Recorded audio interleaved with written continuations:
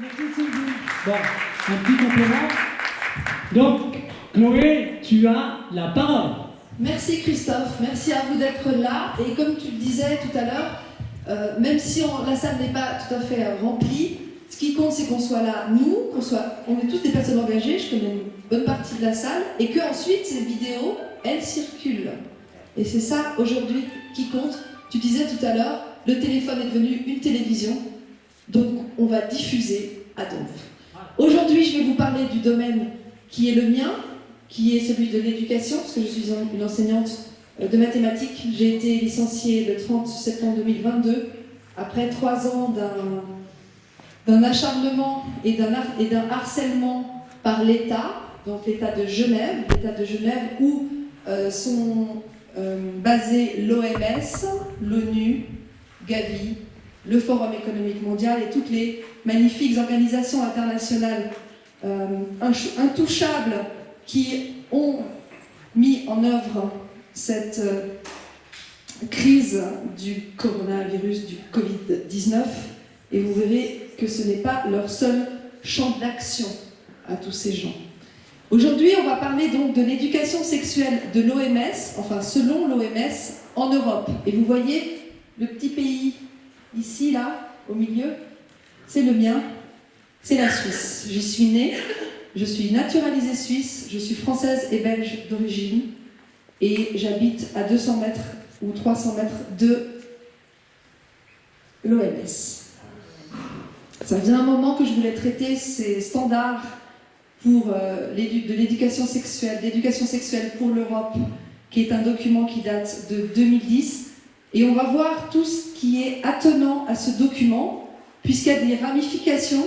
Comme on l'a dit avant, je pense que ça complète bien la conférence de Marion Sigaud et de Vanessa, parce qu'on voit en fait que ces personnes sont impliquées, se connaissent, tout circule en vase clos, en circuit fermé, et que l'idéologie qu'il y a derrière, elle n'est pas en faveur de l'épanouissement, de la liberté, des droits humains et des enfants, et qu'elle se fait au détriment justement des enfants. Alors, c'était un chapitre, une conférence qui a été difficile pour moi de préparer. J'ai pas très bien dormi ces dernières nuits, mais je pense que c'est nécessaire de faire du travail d'archéologie et de présenter ça au public pour que les personnes aient les arguments, les preuves de ce qui se passe en coulisses. Et aussi voit les effets des mots. Parce que vous verrez dans cette présentation que les mots sont très importants. Ils disent le contraire de ce qu'ils veulent dire, et c'est des mots qu'on retrouve dans d'autres lexiques, dans d'autres registres. La résilience, l'inclusion, le durable, etc. Donc on y va. Alors la Suisse d'abord, ce petit pays où tout est concentré. Il est au centre de l'Europe, ne fait pas partie de l'Union européenne, et Genève, c'est ici, à l'ouest, et vous avez donc l'OMS, entre autres, qui est donc une organisation qui émane de l'ONU, et donc le siège est à Genève. Ça, c'était la conférence du 3 mars concernant le traité pandémie. Alors je fais une petite digression sur le traité pandémie qui est négocié à l'OMS pour rendre l'OMS décisionnaire dans les futures mesures contre les pandémies. Donc, l'idée, c'est de donner les pleins pouvoirs à l'OMS, et ce traité pandémie est censé être voté, décidé en 2024. Et voilà la salle de réunion où ces gens-là se réunissent. Donc c'est une salle assez sommaire avec une table qui fait le tour, comme ça, qui est ronde, où des bureaucrates décident du sort de la planète. Alors, on commence par une définition de la santé sexuelle en Suisse depuis 2015, qui nous dit donc la Suisse, en fait, santé sexuelle suisse, qui est en partenariat avec l'OMS et avec aussi l'IPPF, on en parlera durant cette présentation, c'est la Fédération de planification familiale internationale, financée d'ailleurs par la fondation Bill et Melinda Gates, et oui, ce n'est pas moi qui l'invente. Donc, Santé sexuelle suisse a été fondée en 1993 et ses statuts sont basés, nous dit-on, sur le programme d'action de la conférence des Nations Unies. Donc on voit tout de suite le lien entre les Nations Unies et la santé sexuelle, enfin ce qu'ils appellent santé sexuelle, pour les droits reproductifs qui soient considérés comme des droits humains et leur influence sur l'égalité des sexes, parce que c'est l'une des finalités de ces standards de l'OMS sur la santé sexuelle, sur l'éducation sexuelle, c'est d'arriver à l'égalité des sexes, mais pas l'égalité des droits, et ça je l'ai fait remarquer, on ne parle pas d'égalité des droits, on parle d'égalité dans le sens un homme est égal à une femme en tout point, c'est-à-dire physique, mental, psychique, etc., selon leurs préceptes. Alors ils nous disent, dans le document de santé sexuelle suisse, qu'ils s'engagent à la promotion de la santé sexuelle et au respect des droits sexuels au niveau national et international. C'est pour ça que je vous dis la Suisse est très centrale dans les décisions. J'ai peur que s'il fasse complètement nuit. Ça va? Vous voyez mieux? Donc voilà, on voit le rôle qui est national et international de cette organisation, cette fêtière de toutes les organisations qui parlent de santé sexuelle et d'éducation sexuelle en Suisse. Et ils nous disent qu'ils sont partenaires de l'OFSP. L'OFSP, c'est l'Office fédéral de santé publique en Suisse qui nous a dicté toutes les mesures de soi-disant sanitaires contre le Covid. Et c'est le seul membre suisse accrédité à l'IPPF, donc l'International Planned Parenthood Federation, donc la Fédération de la planification familiale internationale. Alors on y lit que le domaine très vaste de la santé sexuelle est également appelé santé sexuelle et reproductive et droits y afférents, et que la Suisse a une définition officielle depuis 2015, on va la voir dans un instant. Toujours le même document, on nous dit que la santé sexuelle est divisée en 5 parties, en 5 domaines d'action. La promotion, le maintien et le rétablissement de la santé sexuelle comme élément de la santé psychique. On verra que ce terme de santé sexuelle recouvre un nombre impressionnant de concepts, mais qu'elle est en partie là pour notre santé psychique. On verra de quoi il s'agit un peu plus tard. On nous parle de maintien et rétablissement de la santé reproductive, des infections sexuellement transmissibles, c'est la 3e partie, la violence sexuelle, donc c'est prévention et lutte contre la violence sexuelle, et puis on arrive au point central qui est l'éducation à la santé sexuelle, également connue sous le nom d'éducation sexuelle. Voilà tout ce que recouvre la santé dite sexuelle. Alors, dans le document de santé sexuelle suisse, on voit que c'est l'OMS qui est à l'origine de la définition en question de 2015 sur ce qu'est la santé sexuelle. L'OMS l'a décrit comme un état de bien-être physique, émotionnel, mental et social dans le domaine de la sexualité. De la même façon, elle dit que la santé, tout court, est un état de bien-être physique, émotionnel, mental et social. Donc on a juste ajouté dans le domaine de la sexualité, on a vu ce que ça donne, la santé selon l'OMS. Hein. C'est vaccins, médicaments et mesures répressives. C'est la suite qui est écrite donc, dans ce document qui nous parle de la définition de la santé sexuelle.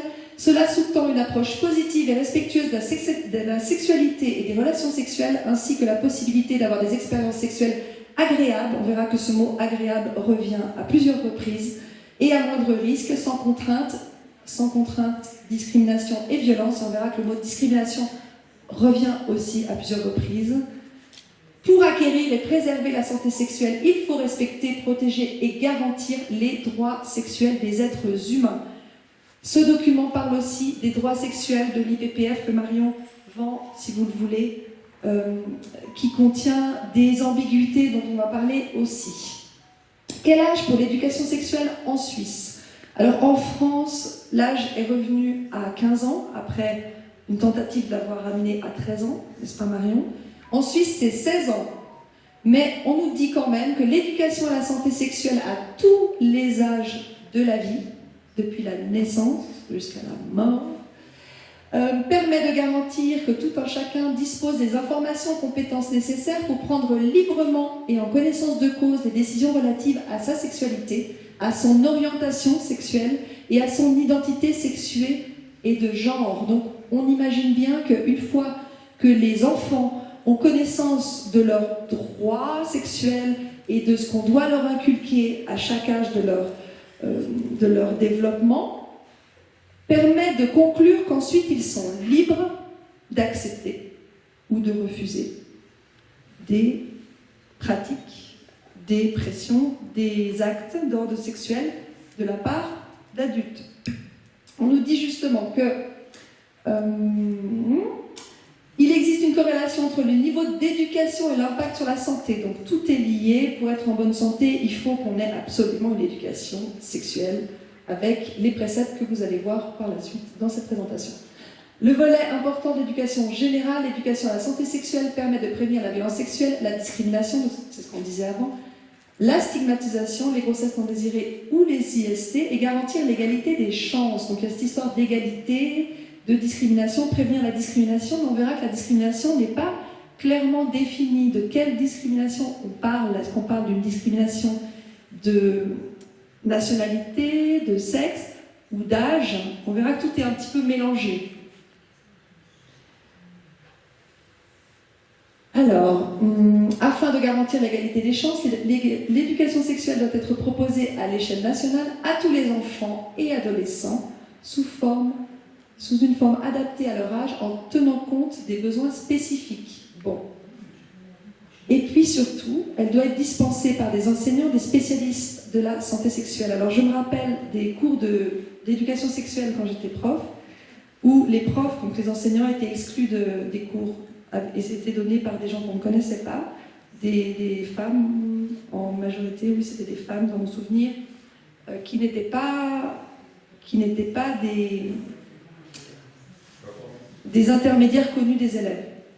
C'était pas des personnes connues des élèves et je n'avais aucune idée de ce qui s'y disait dans ces cours. Alors, la majorité sexuelle, justement, je vous le disais avant, d'après Wikipédia, c'est l'âge à partir duquel un mineur civil peut entretenir une relation sexuelle avec un adulte sans que cet adulte commette une infraction pénalement réprimée. Alors à partir de quand un enfant peut faire l'amour avec un adulte? À partir de 16 ans.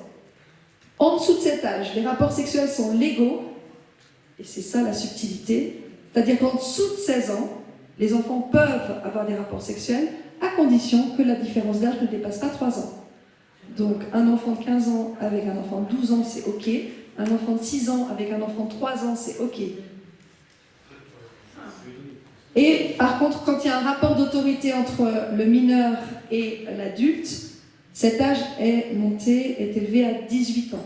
Que ce soit un prof avec son élève, que ce soit un patron avec son employé, que ce soit un supérieur, face à un subalterne, face à un subordonné.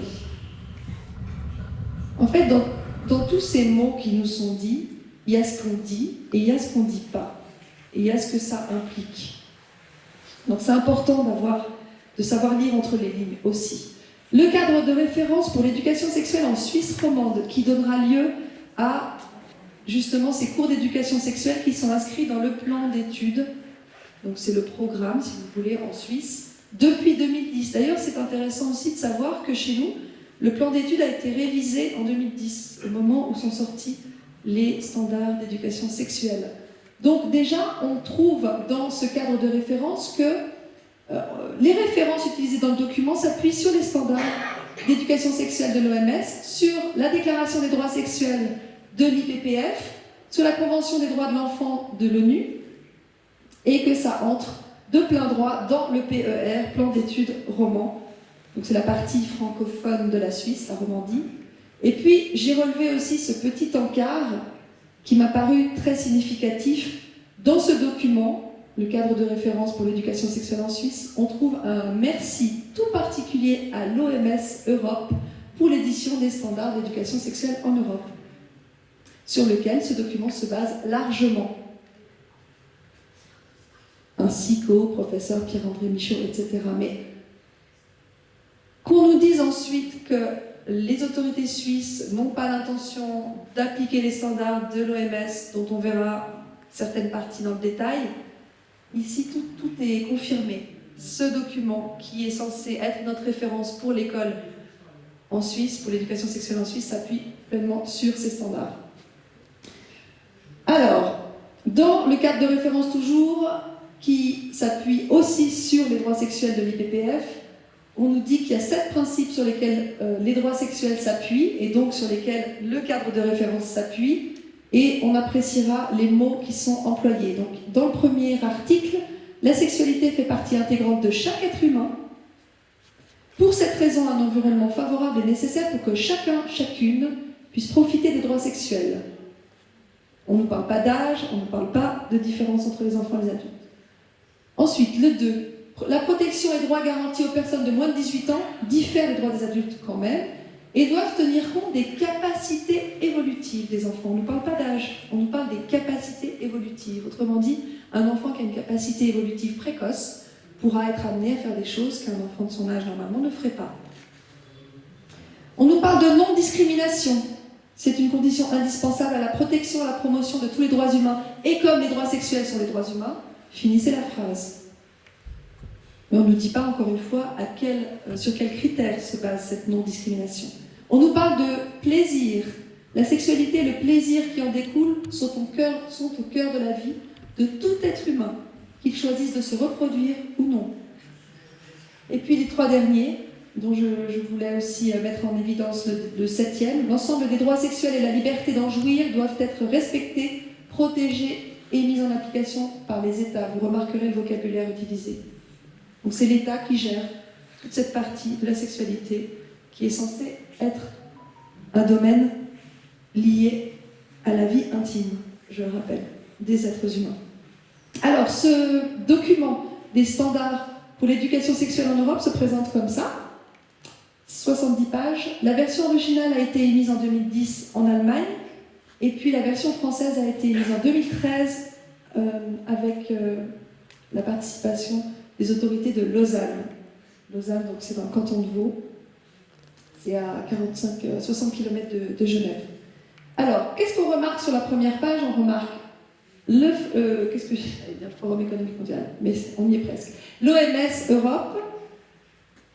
On remarque santé sexuelle suisse. On remarque le Bureau fédéral de l'éducation pour la santé fédéral allemand.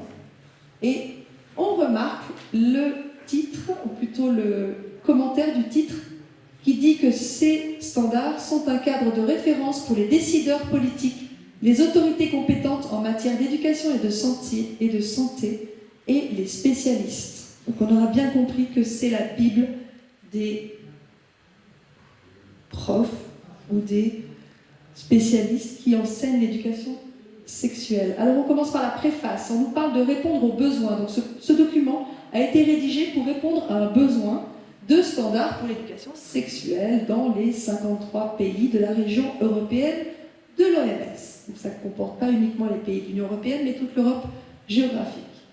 On nous dit que la plupart des pays d'Europe occidentale connaissent déjà les lignes directrices et les normes minimales pour l'éducation sexuelle, mais qu'aucune tentative n'a été faite à ce jour pour en élaborer à l'échelle de la région européenne de l'UE. Donc il était temps que ces standards comblent cette lacune, nous dit-on dans la préface. On nous parle d'éducation sexuelle holistique, donc qui sont globales, qui représentent un apport pour la santé en général. Ce document est un plaidoyer, nous dit-on, pour l'instauration d'une éducation sexuelle holistique qui donne aux enfants et aux jeunes, filles et garçons, une information objective, scientifiquement correcte.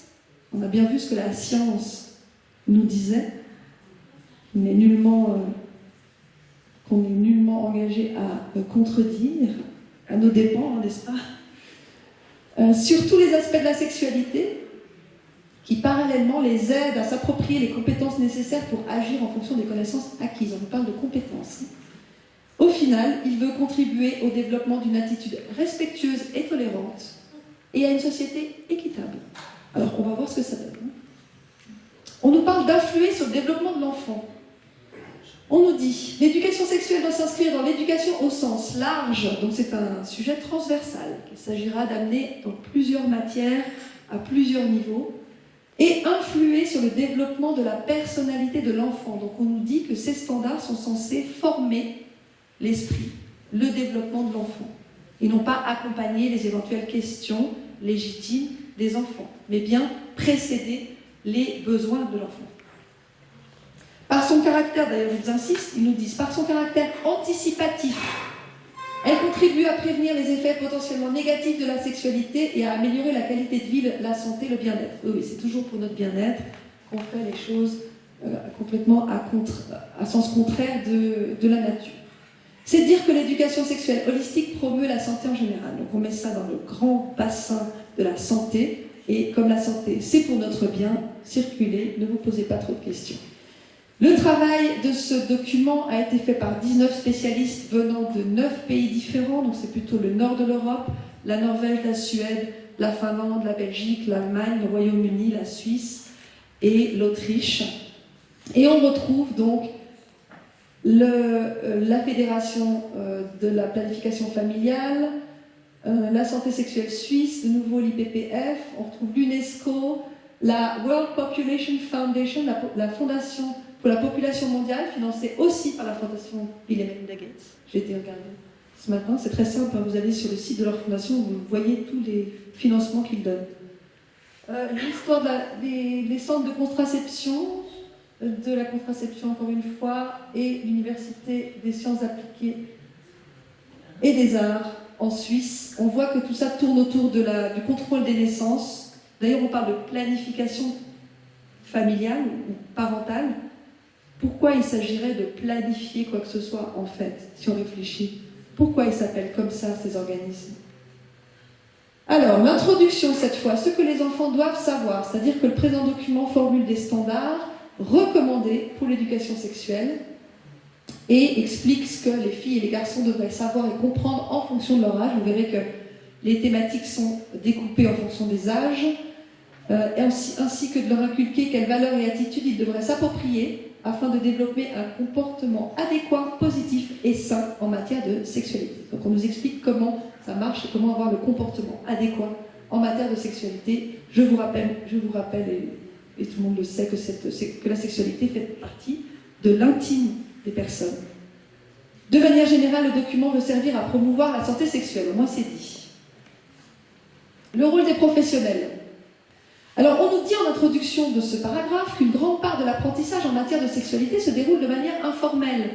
Oui, c'est ce que j'ai dit avant. Ça fait partie de la sphère intime des personnes et des enfants, a fortiori. Pourtant, nous dit-on, les professionnels ont un très grand rôle à jouer. Les professionnels, c'est qui? C'est les écoles, les livres, les brochures, les dépliants, les CD-ROM, les sites éducatifs sur Internet, les programmes, les campagnes radio et télévision, et finalement les médecins, les personnels de médecine, les prestataires de services. Et on nous dit que ce document se concentre sur l'éducation sexuelle en classe scolaire. Alors comment s'est développée l'éducation sexuelle en Europe? Un petit historique qui nous est fourni en page 12. On nous dit que l'éducation sexuelle a officiellement démarré en Suède en 1955. Elle était obligatoire dans toutes les écoles en 1955. Ensuite en Allemagne en 1968. En Autriche en 1970. Aux Pays-Bas et en Suisse dans les années 70 toujours. Et puis la France vient un peu plus tard avec l'Angleterre, avec la Grande-Bretagne dans les années 1990, 2000, 2010. Et puis la suite, les pays du Sud rejoignent le mouvement plus tard. On nous dit aussi que la tendance générale depuis quelques décennies est à l'éducation sexuelle obligatoire. Et on précise, pour être sûr que tout le monde ait bien compris, qu'il n'y aura pas de clause d'exception qui permettrait aux parents de retirer leurs enfants de la classe s'ils ont des objections sérieuses par rapport au programme. C'est-à-dire votre enfant est obligé d'assister à ces cours. Quelques définitions nous sont prodiguées. En page 17, le sexe, c'est les caractéristiques biologiques qui définissent l'être humain, que ce soit un homme ou une femme. Je ne sais pas s'ils vont le réactualiser avec la tendance actuelle. Mais bon. La sexualité est décrite comme un aspect central de l'être humain. Alors ça, on l'a déjà dit avant, donc on a bien compris que la sexualité est au centre de tout, selon l'OMS, tout au long de la vie, et comprend le sexe, les identités, les rôles sociaux associés au genre, l'orientation sexuelle, l'érotisme, le plaisir, l'intimité, la reproduction. En termes de définition toujours, santé sexuelle. La santé sexuelle est un état de bien-être physique. Donc on nous parle de bien-être, d'agréable, de plaisir, hein, vous avez remarqué. Physique, émotionnel, mental lié à la sexualité, c'est ce qu'on a dit avant. Donc c'est la définition de la santé sexuelle selon l'OMS. Et l'éducation sexuelle signifie l'apprentissage des aspects cognitifs, émotionnels, sociaux, interactifs et physiques de la sexualité. Bref, il recoupe tout ce qui concerne ce qui se passe en dessous de la ceinture. Alors les arguments selon eux. Donc on nous répète encore et toujours que les droits sexuels englobent le droit de tous à l'éducation sexuelle au cas où nous ne l'avions pas bien intégré. Ils citent l'article 8 de la Déclaration des droits sexuels de l'IPPF qui dit que toute personne sans discrimination aucune a droit à l'éducation et à l'information nécessaires et utiles pour l'exercice de sa citoyenneté dans les sphères privées, publiques, politiques. Tout est mélangé et aucune discrimination. On ne parle jamais de discrimination sur l'âge. On rejoint alors ces objectifs du millénaire. Ça vous rappelle peut-être d'autres objectifs qui vont suivre juste après, les objectifs du développement durable de l'ONU. Ça, c'est les ancêtres des objectifs, des 17 objectifs du développement durable, Agenda 2030. Ces 8 objectifs-là sont arrivés à échéance fin 2015 et les 17 objectifs du développement durable les ont suivis. Donc ça, c'est les OMD, les objectifs du millénaire, c'est 2000-2015.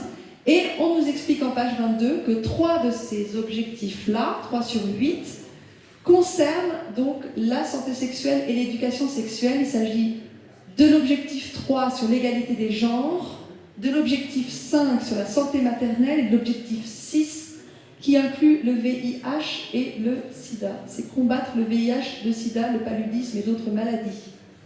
Donc on voit le lien toujours avec le fameux développement durable qui est là pour notre bien-être et pour une harmonie entre tout le vivant, les plantes, les animaux, les êtres humains.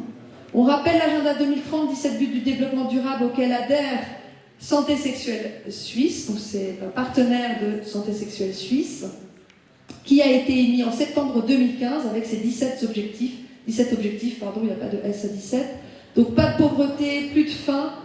J'ai mis en rouge les concepts qui concernent justement la santé sexuelle et l'éducation sexuelle. Bonne santé et bien-être, éducation de qualité, je pense que j'aurais pu également mettre éducation de qualité dedans. Égalité entre les sexes, eau propre et assainissement. J'en profite pour faire une petite parenthèse sur l'eau propre. En ce moment, c'est l'obsession de Macron et de l'ONU.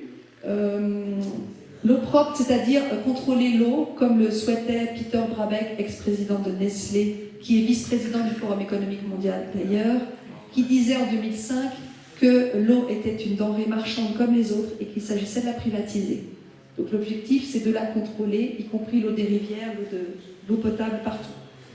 Énergie propre et d'un coût abordable, travail décent et croissance, industrie, innovation et infrastructure, plus d'égalité, donc inégalité réduite, ville et communauté durable, on pense aux smart cities qui nous contrôlent du réveil au coucher, consommation, production responsable, lutte contre les changements climatiques. On ne parle pas de réchauffement, on parle de changement. Vie aquatique, donc contrôle de la vie aquatique, vie terrestre, contrôle de la vie terrestre, paix, justice, institutions efficaces, partenariat pour les objectifs mondiaux. Partenariat pour les objectifs mondiaux, autrement dit, nouvel ordre mondial. Alors, on nous dit encore, j'arrive avec le détail de ce qui est préconisé par ces standards, mais on nous dit encore, par rapport au développement psychosexuel de l'enfant, que les stades de développement sexuel sont exposés en détail pour expliquer l'importance qu'il y a à commencer l'éducation sexuelle le plus tôt possible, aussi tôt que possible. Et que, idéalement, donc c'est ce qu'on disait quelques slides avant, idéalement, les différents sujets sont introduits avant que l'enfant arrive au stade correspondant de développement. Donc c'est voulu.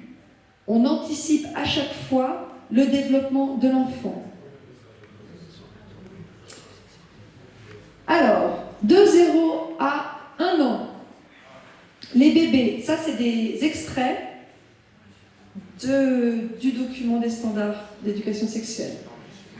Les bébés s'emploient à découvrir le monde qui les entoure. Ils sucent leurs jouets, regardent des visages ou des choses qui bougent, écoutent les bruits et la musique. Ils découvrent aussi leur propre corps. Ils se touchent eux-mêmes, touchent parfois aussi leur partie génitale, plutôt par hasard que délibérément. On nous met dans l'ambiance. De 2 à 3 ans, ils commencent à délibérément toucher leur partie génitale parce que cela leur fait du bien. De 2 à 3 ans. Ils ont un grand besoin de contact physique. Ils aiment s'asseoir sur les genoux de quelqu'un et être cajolés. Comme Bendit a dit des choses du même ordre. Oui. Un peu de silence, s'il vous plaît, derrière. Ça De 4 à 6 ans. Oui, je pense que c'est bien aussi que chacun puisse s'exprimer au moment où ça passe. On écoute là parce qu'il y a un fond sonore. ça fait de l'écho, ouais. Ça fait de l'écho. Ok. De 4 à 6 ans, désormais, l'enfant explore son corps et le corps des autres.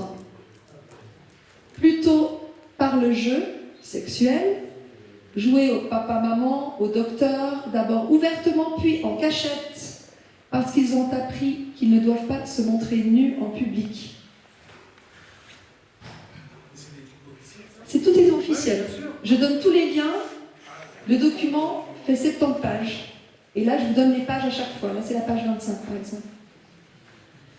4 à 6 ans toujours. Il y a un mot qui m'a interpellée dans ce petit paragraphe qui semble innocent. La phase des vilains mots. Les enfants découvrent les limites. Ils remarquent que dire certains mots suscite la réaction des gens. Comme c'est amusant et excitant, ils répètent ces mots. Pourquoi le mot excitant arrive dans ce paragraphe ?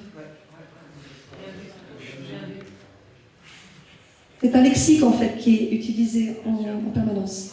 Ensuite, on nous parle de fantasmes. Entre 7 et 9 ans, les enfants fantasment beaucoup à partir de ce qu'ils voient autour d'eux, famille, école, télévision. Leurs fantasmes porteront par exemple sur l'amour, parfois aussi sur le fait d'être amoureux d'un enfant du même sexe. 7-9 ans. Tant qu'à faire. Bah oui. Les partenaires. Alors le mot partenaire aussi est utilisé de façon très ambiguë dans ce document. J'en ai relevé certaines parties. Page 28-29. On nous dit que les destinataires et les partenaires de l'éducation sexuelle peuvent se recouper et leurs rôles respectifs alterner. Ok, on verra qui sont les partenaires. Les jeunes en sont eux-mêmes le parfait exemple. On les considère souvent uniquement en tant que groupe cible, alors qu'ils sont aussi des partenaires influents.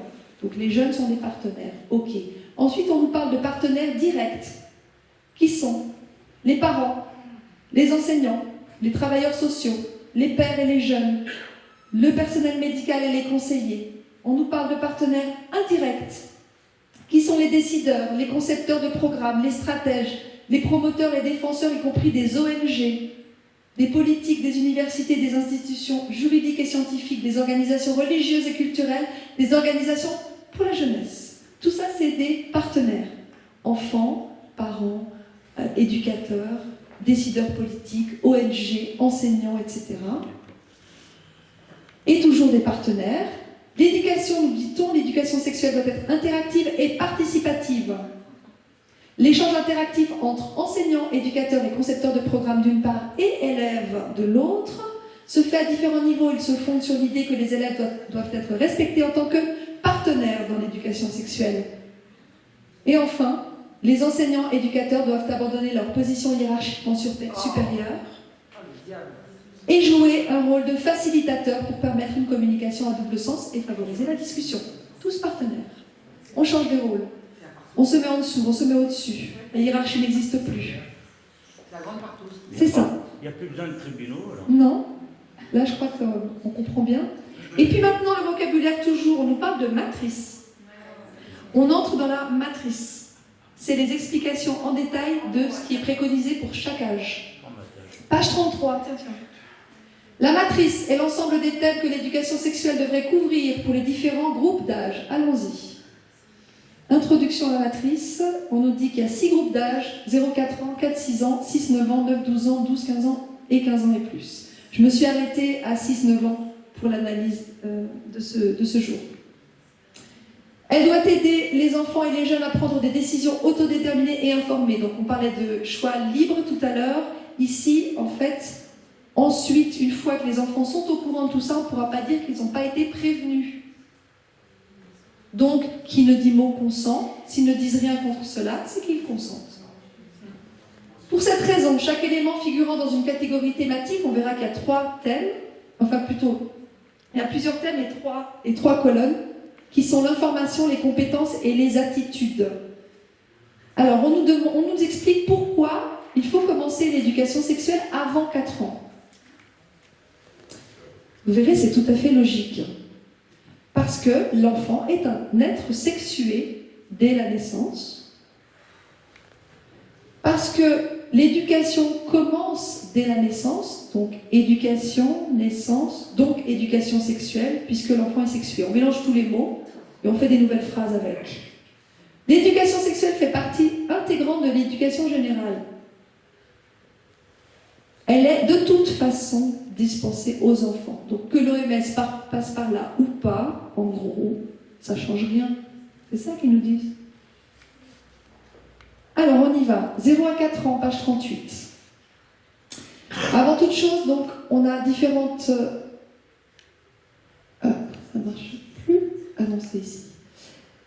Différentes façons d'exposer les thèmes. Ici, vous avez du gras. Bon, on ne voit pas très bien, mais c'est censé être orangé un petit peu. Ça veut dire que le thème est nouveau, et s'il est en gras, c'est qu'il est principal.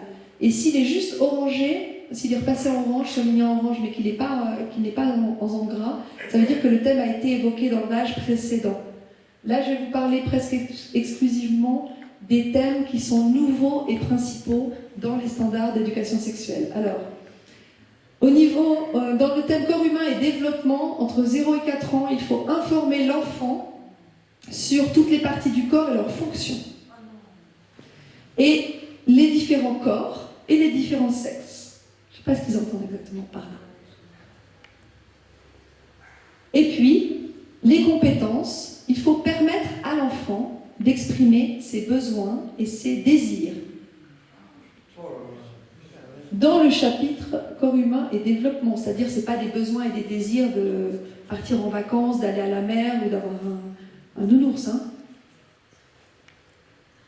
Toujours de 0 à 4 ans, au chapitre sexualité, c'est celui qui m'a le plus choqué. Informer l'enfant sur le plaisir et la satisfaction liés au toucher de son propre corps, la masturbation enfantine précoce. La découverte de son propre corps et de ses parties génitales, le fait que le plaisir lié au contact physique est un aspect normal de la vie de chacun, et la tendresse et le contact physique comme une expression de l'amour et de l'affection, au chapitre sexualité, je le rappelle. Contact et tendresse comme une expression de l'amour et de l'affection. Ok. Toujours de 0 à 4 ans, page 39, dans le chapitre sexualité, santé et bien-être. Alors, informer l'enfant sur les bonnes et mauvaises expériences de son corps. Qu'est-ce qui provoque un bon ressenti ou une bonne sensation? Le droit de refuser si l'expérience ou le ressenti n'est pas plaisant. Et quid de la situation dans laquelle l'expérience ou le ressenti est plaisant? C'est le droit de dire oui. Exactement. Ce qu'on voit en creux, c'est que le consentement est considéré comme activé quand l'enfant ne dit rien. À partir de 0 ans. À partir de 0 ans. À partir de la naissance. Ok? De 0 à 4 ans encore. Informer l'enfant sur le droit d'explorer les identités sexuelles à la naissance. Le droit d'explorer la nudité et le corps, d'être curieux. La nudité de qui? Alors, c'est pas précisé, effectivement. Très important de voir ce qui n'est pas dit. Bien sûr. On passe aux 4-6 ans, page 40, dans le thème sexualité. Consolider son identité sexuelle. Qu'est-ce que ça veut dire, consolider son identité sexuelle à 4 ans? C'est énorme. De 6 à 9 ans, page 42. Informer l'enfant sur les changements physiques, les menstruations et l'éjaculation. 6 ans. c'est des surhommes, ça. Mais c'est comme ça depuis 2013. Il date de 2010 en fait, les standards, et en français depuis 2013. Ouais. Sexualité, santé, bien-être de 6 à 9 ans. Informer l'enfant sur l'influence positive de la sexualité sur la santé et le bien-être. On est toujours dans cette rhétorique du bien-être, du plaisir, hein, à 6 ans. Et puis, discuter de ses propres expériences, donc permettre à l'enfant de discuter de ses propres expériences, besoins et désirs en relation avec les normes culturelles. On fait un petit détour du côté de ce monsieur, Alfred Kinsey. Vous verrez qu'il y a un lien. Il est né en 1894, mort en 1956. C'est lui. Bonne tête de vainqueur. Alors, financé par qui? Par Rockefeller. Qui a financé également l'OMS, je le rappelle. Mais on va faire une petite rétrospective non exhaustive de ce qu'a financé la Fondation Rockefeller. Un article de France Inter, complété par une information trouvée dans Libération, article de 2020, respectivement de 1996. Le professeur Alfred Kinsey, qui est à l'origine un zoologue spécialité dans les guêpes, qu'il épingle par milliers. Donc c'était pas pour les élever, hein, c'était pas pour faire une étude sur les guêpes, mais en tout cas, il aimait bien les mettre sur son tableau de chasse.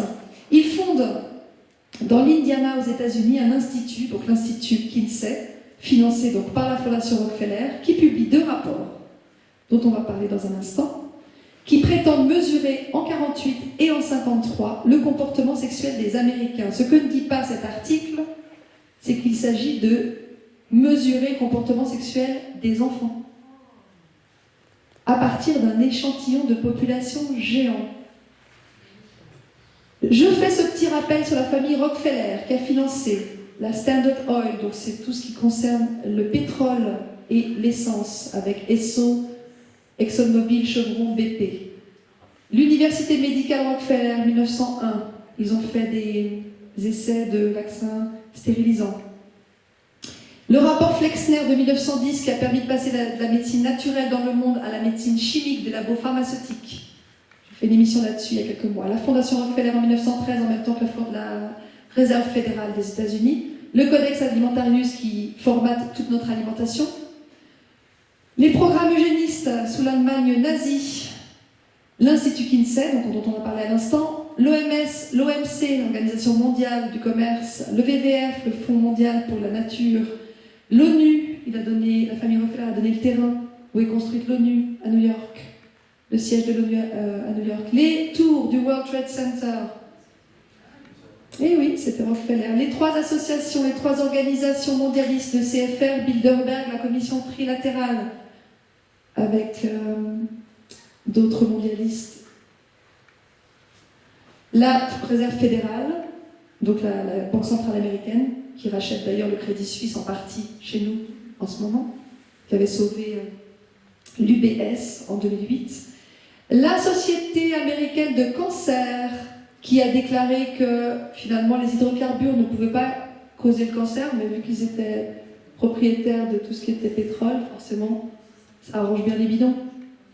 Qui est en partenariat avec Pfizer d'ailleurs, hein, la société de cancer. L'Université de Chicago, qui est l'école de pensée de Milton Friedman, qui est à l'origine du néolibéralisme. Et Idée 2020, qui s'associe avec Gavi pour faire l'identification digitale.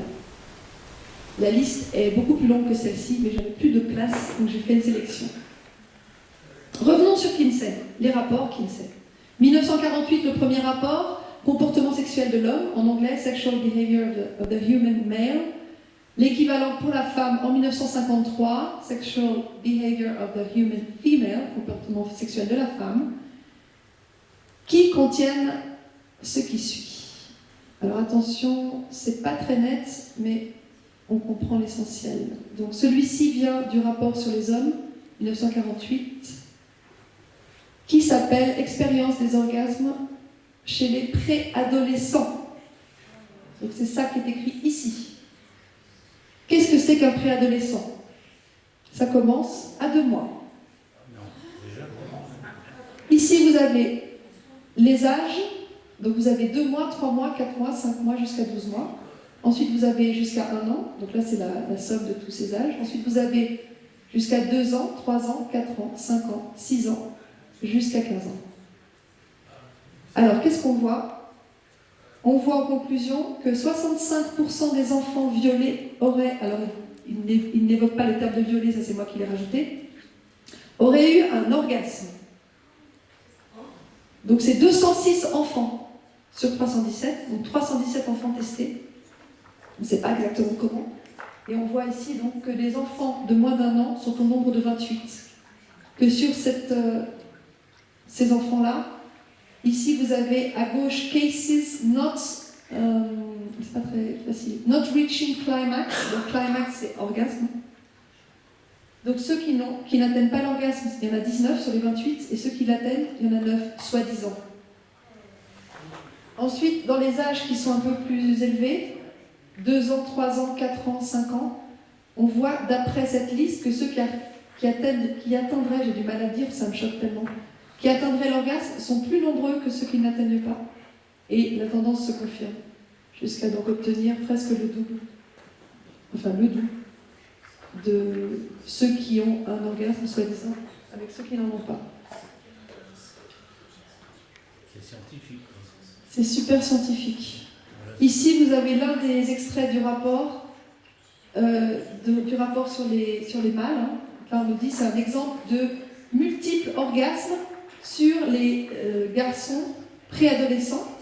On voit ici qu'un enfant de 4 ans a eu 26 orgasmes en 24 heures. On voit qu'un enfant de 2 ans a eu 4 orgasmes en 2 minutes.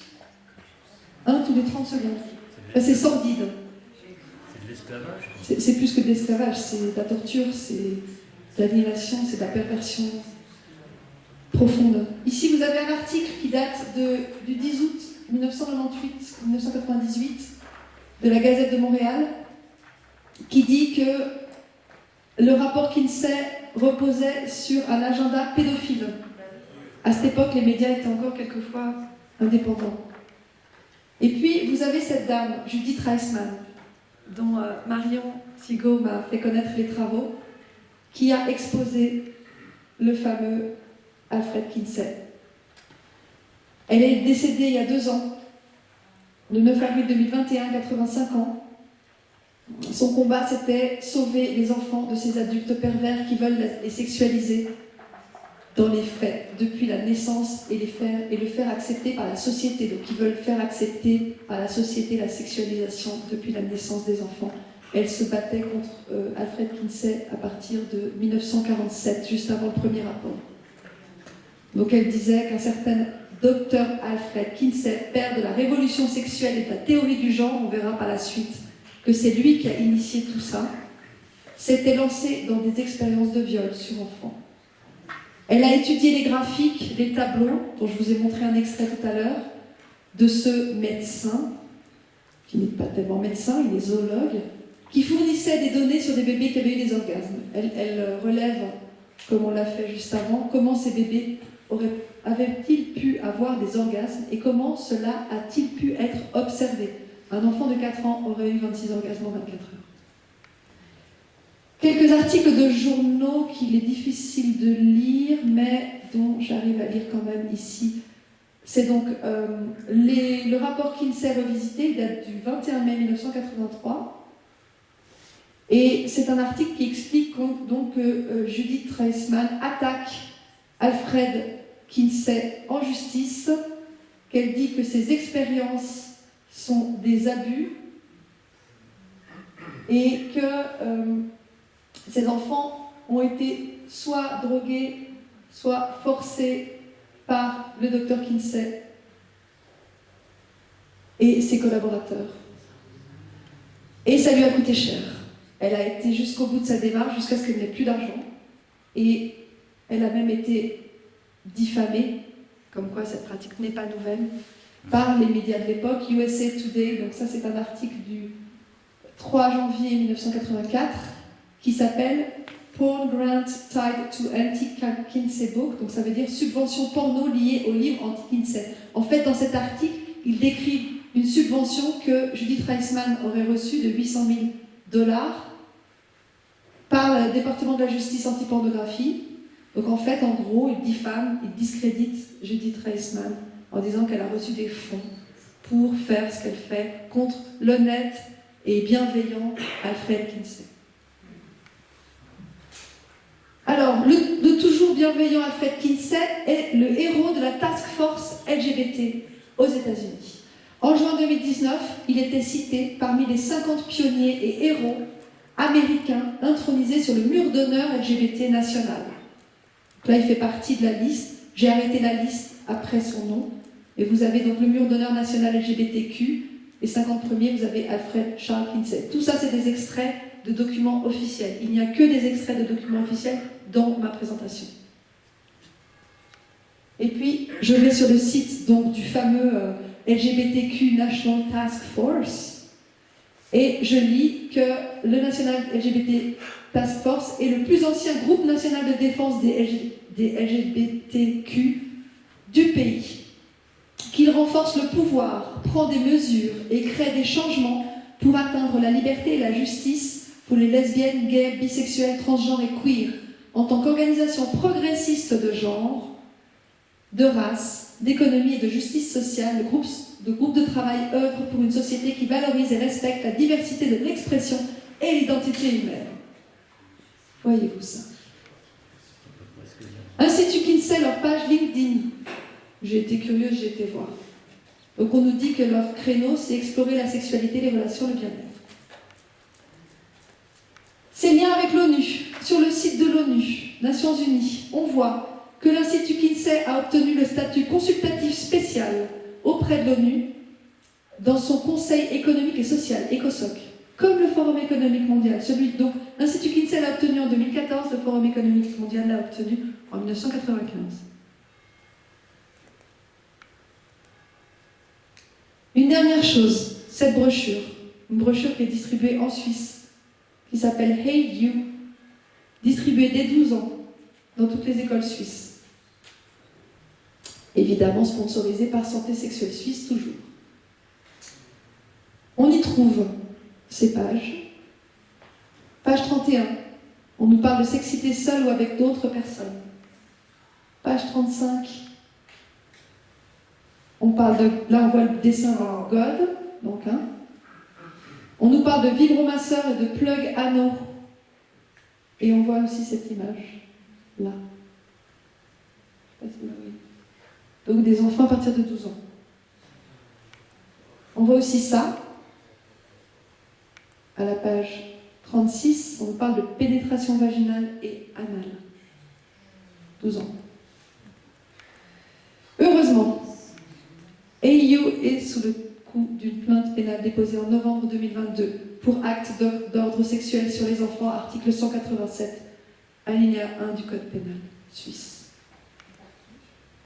Ma conclusion, par une association de défense des enfants, mais une vraie, pas une institutionnelle, une association de citoyens. Il faut les citer. Je vais les citer, en fait tout est dans mes réseaux, tout sera dans les sources. T'as raison. Merci. Absolument. Ma conclusion, OMS, ONU et pédocriminels sont comme les vampires, ils craignent la lumière. Alors allons-y, allumons les pleins phares. Merci à vous. Merci Chloé. Super.